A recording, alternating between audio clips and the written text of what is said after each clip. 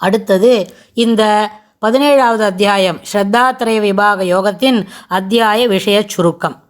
அதாவது பெருமாள் இந்த போன அத்தியாயத்தோட கடைசியில் காமம், குரோதம், லோபம் எல்லாமே என்ன ஆகும், நரகத்திற்கு வாயிலாக அமையும் அப்படின்னு சொல்லி கொடுக்குறார். அதை உடனே அதை கேட்டுட்ட உடனே அர்ஜுனனுக்கு ஒரு சின்ன டவுட் வருது. இந்த யசாஸ்திர விதிமுஸ்ருஜ்ய ஸ்ரத்தையான்விதாக யஜந்தே தேஷாம் நிஷ்டா து கா கிருஷ்ண அப்படின்னு அப்படின்னு கிருஷ்ணரை கூப்பிட்டு, என்னப்பா அவன் சாஸ்திர விதியில் அவனுக்கு தெரியல, ஆனால் ஒரு வேலையை செய்கிறான், ஏதோ ஒரு கர்மம் அப்படி செய்கிறான்னு வச்சுக்கோங்க. அந்த வேலையை ரொம்ப ஆசையாக உள்ளன் போட தான் செய்கிறான், ஆனால் அது சாஸ்திர விதிக்கு அப்பாற்பட்டு இருக்குது அப்படின்னா அதுக்கு என்ன பலன் கிடைக்கும் அப்படின்னு கேட்குறான். அதுக்கு பலன் கிடைக்குமோன்னோ அப்படின்னு நம்மளை போல் நம்மளுக்கு சாதகமாக நம்மளுக்கு இன்றைக்கி எப்படி பதில் கிடைக்குமோ அதுபோல் நம்மளுக்காக கேட்குறான். எல்லாமே அர்ஜுனன் கேட்குற எல்லா கேள்வியும் நம்மளை போல் இருக்கிறவாளுக்கு தான் கேட்டு பதில் வாங்கியாருது. அப்போ என்ன கிடைக்கும் அப்படின்னு அப்போ உடனே பெருமாள் சிரிப்பாக சிரிச்சுட்டாருது. என்ன கிடைக்கும் அப்படின்னு சொன்னால், அப்போ கர்மத்தின் பலன் எவ்வகைத்தது, சாஸ்திர விதியை அறியாமல் அதனின்று விலகியவர்கள் உள்ளன்புடன் செய்யும் காரியத்தின் கர்மத்தின் பலன் எவ்வகைத்து என்று அர்ஜுனன் வினவுகிறான். அதற்கு பெருமாள் உடனே சொல்கிறார், சாஸ்திர விதிவிலக்குகளின்படி நடவாதவன் தன் இயற்கைப்படி நடப்பான், சுபாவத்துக்கு முக்கியத்துவம் கொடுத்துடுவான். அந்த சுபாவத்துக்கு முக்கியத்துவம் கொடுக்கும்பொழுது அந்த சுபாவத்தில் என்ன இருக்கும், சுபாவம்ன்றது போன அத்தியாயத்திலே பார்த்தோம். அவனுடைய இந்த கர்மா அவன் செய்யக்கூடிய இந்த நடையுடைய பாவனைகள் எல்லாமே அந்த ஜீவனுக்கு பூர்வ ஜென்மத்து தொடர்பில் விட்டு போன சிலதெல்லாம் அது அப்படியே பிடிச்சிட்டு வருமே, அந்த வாசனையை சேர்ந்தது. அந்த வாசனையை சேர்ந்ததுன்னா அதுக்குண்டான குணாதிசயங்களோடு தான் அவனுடைய காரியங்களை அவன் செய்வான். ஆனால் சாஸ்திரத்தை விதிப்படி அது செய்ய முடியாது, தன்னோட சுபாவத்துக்கு முக்கியத்துவம் கொடுப்பான். ஆனால் அப்படி கொடுக்கும்பொழுது அதில் நிறைய பிழைகள் ஏற்படுவதற்கு வாய்ப்பு உண்டு. அதனால் அந்த பிழைகளை தவிர்த்து செய்யறதுன்றது இயலாததாக ஆகிடும் சுபாவத்தை அனுசரித்து வேலை செய்யும்பொழுது. அதனால் சாஸ்திர விதிப்படி செய்துவிட்டா சாஸ்திரம் இதை சொல்லுறது, இதுதான் ஏற்புடையது, இதுபோல் நம்மளுக்கு செய்யணும், இந்த வேலையை இந்த காண்டோவில் தான் நம்ம புரிஞ்சுக்கணும், இந்த மாதிரி ஒரு அனுகுணத்தில் தான் இந்த வேலையை செய்யணும் அப்படின்னு மனசில் வந்துடுத்துன்னு சொன்னால், அதுபோல் மனசில் வரத்துக்கு முயற்சி செய்து, இதெல்லாம் வாயில் சொல்கிற மாதிரி மட்டும் இல்லை, இதுக்கு சுவாமியோட அனுகிரகம், பகவத் அனுகிரகம் வேணும். அதற்கு முன்னாடி ஆச்சாரியர் அனுகிரகம் பரிபூர்ணமாக இருக்கணும். அப்போ தான் இது செய்ய முடியும். இருந்தாலும் நம்ம இந்த பெருமாள் இதில் சொல்லி கொடுக்கறதுனால சாஸ்திர விதிப்படி செய்கிறத காட்டிலும் அதில் சொல்லியிருக்கிறது எதுவோ எப்படி செய்யணுமோ அதுபோல் செய்யணுன்ற மனப்பான்மையை வளர்த்துக்கண்டு,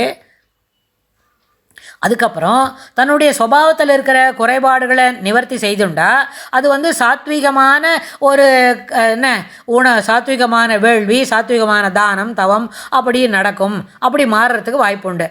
ஆனால் போதிய அளவுக்கு அவனுக்கு சாஸ்திர விதியில் ஈடுபாடு இல்லை அப்படின்னு சொன்னால் தன் இச்சைப்படி செய்யும் பொழுது தன் இயற்கைப்படி நடப்பான் எனவும் ஆனால் அதிலேருந்து இருக்காது சாத்விகம், ராஜசம், தாமசம் என ஏற்கனவே கூறியபடி 3 வகைப்படுவதால் அவர்களில் தொழிலில் உள்ள சிரத்தையும் அவ்வாறாகவே 3 வகைப்படும்.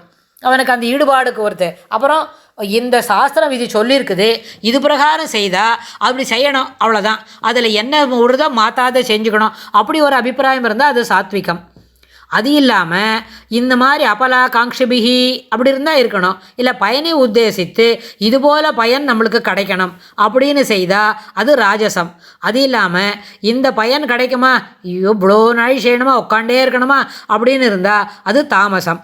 அதனால் தாமசமான ஒரு மனப்பான்மையோட, தாமசமான ஒரு எண்ண ஓட்டங்களோடு செய்யக்கூடிய எந்தவித தானமும் தவமும் ஏற்புடையது அன்று. அது அவனுடைய குணாதிசயங்களுக்கே முக்கியத்துவம் கொடுக்கறது. அதாவது வாசனை, இந்த உள்ளுக்குள்ளே இருக்கிற ஜீவனோட வாசனை இருக்கே அதற்கு முக்கியத்துவம் கொடுக்கறது அப்படின்னு.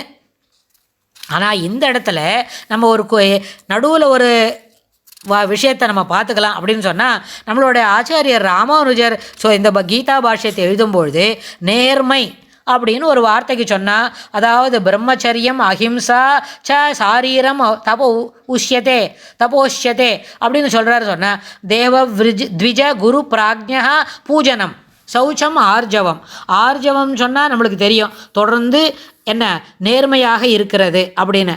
அந்த நேர்மை என்னும்போது மனோவாக்காயம், அதாவது மானசிகம், வாசிக்கம், காயிகம் இந்த மூணுத்துலேயும் நேர்மை இருக்கணும். அதனால தான் ஆச்சாரியர் என்ன சொல்லியாருதுன்னு கேட்டால், எண்ணத்தை ஒத்த வாக்கும் செயலும், வாக்கினை ஒத்த எண்ணமும் செயலும், செயலினை ஒத்த எண்ணமும் வாக்கும் அப்படின்னு சொன்னால், இது மூன்றுத்துலேயும் நம்மளுக்கு எப்படி இருக்கணும்? அதாவது மனோவாக்காயம், காயிகம், வாசகம், மானசம் மூன்றிலும் ஆர்ஜவம் இருக்கணும். அப்போ தான் அந்த விஷயங்கள், அந்த செய்யக்கூடிய செயல்பாடுகள் என்ன இருக்கணும்? பாவசம் சுத்தி, உள்ளுக்குள்ளே இருக்கிறதுல சுத்தத்தை ஏற்படுத்தி தரும். நாள் தன்னடவே செயல்கள் என்ன சுத்தமானதாக அமையும் அப்படின்னு சொல்லி கொடுக்குறார். அதுக்கப்புறம் பெருமாள் இங்கே என்ன சொல்கிறார்? நம்ம அவற்றின் பயனும் அவ்வாறாகவே வேறுபடும் எனவும் பகவான் கூறுதல். மேலும் 3 வகையான உணவு, அதாவது சாத்விக உணவு, தாமச உணவு, ராஜச உணவு. அப்புறம் 3 விதமான வேள்விகள், சாத்விகம், ராஜசம், தாமசம். அதுபோல் சாத்விகம், ராஜசம், தாமசம்னு 3 விதமான தானம், 3 விதமான தவம் எப்படி செய்கிறோம்ன்றதை பொறுத்து முதலிய கர்மங்கள் அவையும் 3 வகையாகும் என்று விளக்கி கூறுதல். அதற்காக கடைசியாக 4 ஸ்லோகத்தில் ஓம் தத் சத் என்னும் சொற்களின் பெருமையை கூறுதல். அதாவது பிரணவம் என்பது என்ன? அகார உகார மகாரம். தத் என்றால் அதுவே என்ன? பரம்பொருள். சத் என்றால் அது என்ன? அதிலே சேர்த்து வச்சுட்டா அதில் நம்ம செய்ய வேண்டியது சத் என்ன சொல்லும்பொழுது உஷ்யத்தே எதிலும் தவத்திலும் வேள்வியிலும் நிலை பெறுதல். அப்புறம் சத் என்ன சொன்னால் அது எல்லா விதங்களிலும் சுப காரியங்களிலும் உபயோகப்படுத்தக்கூடிய சத் சப்தா. சத் என்னும் சொல் என்ன பண்ணுறது? எல்லா சுப காரியங்களிலும் உபயோகப்படுத்தப்படுகிறது. அதனால் அகார உகாரம் அகாரம் என்று சொன்னாலே அந்த வார்த்தைகளை என்ன பண்ணோம்? பரம்பொருள், ஜீவன் மூன்றையும் சேர்த்து குறிக்கும். அதனால் வேள்வி, தவம், தானம் இவற்றிற்கு அனுசரணையாக செய்யப்படும் கர்மம் எல்லாம் சாஸ்திரத்தில் கூறப்படாததாயினும் சத் என்றே கருதப்படும், நல்லது என்றே ஏற்றுக்கொள்ளப்படும். அவ்வாறென்றே அஸ்ரத்தையுடன் செய்யப்படும் கர்மம் சாஸ்திர விதிப்படி அமைந்த வேள்வியும் தானமும் ஆயினும், அதுவே தவமும் ஆயினும் அது அசத்து என்று கூறப்படும். அது இங்கேயே ஒரு நன்மையும் பயக்காத பொழுது வேறு உலகில் எந்தவித நன்மையை தரப்போகின்றது அப்படின்னு பெருமாள் திருப்பி ஒரு கேள்வி கேட்டுட்டு இந்த இடத்த நிறுத்திக்கிறார். அதாவது குணக்குறைவு உடையதாயினும் ஈஸ்வர அர்ப்பணமாகவும் ஸ்ரத்தையுடனும் செய்யப்படும் கர்மம் குணபூர்த்தி உடையதாகவும் சாத்விகமாகவும் ஏற்றுக்கொள்ளப்படும். இப்போ நம்ம இந்த வார்த்தைக்கு நிறைய பொருள் மறுபடியும் கூட பார்க்கலாம். அதாவது நம்மளுக்கு சிலதெல்லாம் தெரியும், ஆனால் அது பூர்த்தியாக தெரியாது, கரதலையாக சொல்ல தெரியாது, கரத்தலமாக சொல்ல தெரியாது.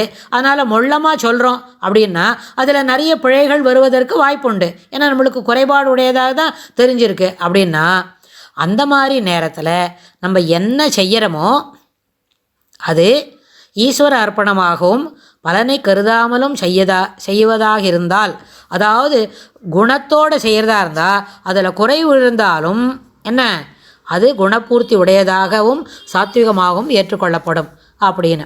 அதனால் ஸ்ரத்தையும் தவம் வேள்வி உணா செப்பிய ஒவ்வொன்றும் இருத்து குணத்தால் 3ஆம். எல்லாமே ஸ்ரத்தையோடு செய்யக்கூடிய வேள்வி தவம் தவம் எல்லாமே ஒன்றொன்றும் 3 குணமாக கொண்டது. இன்றும் கருத்து உயரும் ஓம் தத் சத், அதாவது கருத்துன்னு சொல்லும்போது அது சிறப்பான பெருமை. அகார உகார மகாரத்தை உட்கொண்ட பிரணவம், தத் என்ற சுபகாரியங்களுக்கு ஆரம்பிக்கக்கூடிய ஒரு பொருள், சத் என்றால் நிலை பெற்று நிறுத்துதல். இவை என்றும் ததர்த்தீயம் கர்ம ஏவச்ச, அதாவது எந்த கர்மமும் சத் என்றே கூறப்படும் அப்படின்னு சொல்லும்பொழுது என்னும் உரை பொருளும் உற்றுரைப்பான், அதை மீண்டும் மீண்டும் உறுதியாக கூறுவான். யாருன்னு கேட்டால் பூந்தோளத்தாரான் அருள் பூண்டு. அதாவது மகாலட்சுமியின் கேள்வியான என்ன தெரியுமா? பூவில் அமர்ந்திருக்கக்கூடிய மகாலட்சுமியின் கேள்வரான ஸ்ரீகிருஷ்ணர் சொல்லுவது என்ன? இவை அனைத்தும் உரை பொருளாம், எல்லாமே ஊற்று உரைப்பது, இவை ஏற்றுக்கொள்ள வேண்டியது. மனதில் எப்பொழுதும் ஈஸ்வர அர்ப்பணமாகவே எல்லா காரியங்களையும் செய்ய வேண்டும் அப்படின்னு சொல்லி இந்த அத்தியாயத்தை பெருமாள் தலை கற்றார். அடுத்த அத்தியாயத்தில் இன்னும் என்னெல்லாம் நம்மளுக்கு சொல்லிக் கொடுக்கறதுக்கு பெருமாள் காத்துன்னு இருக்கார் அப்படின்னு நம்ம பார்க்கலாம். इति श्रीमद्भगवद्गीतासु उपनिषत्सु ब्रह्मविद्यायां योगशास्त्रे श्रीकृष्णार्जुनसंवादे श्रद्धात्रयविभागयोगो नाम 17. श्रीकृष्णाय तुभ्यं नमः.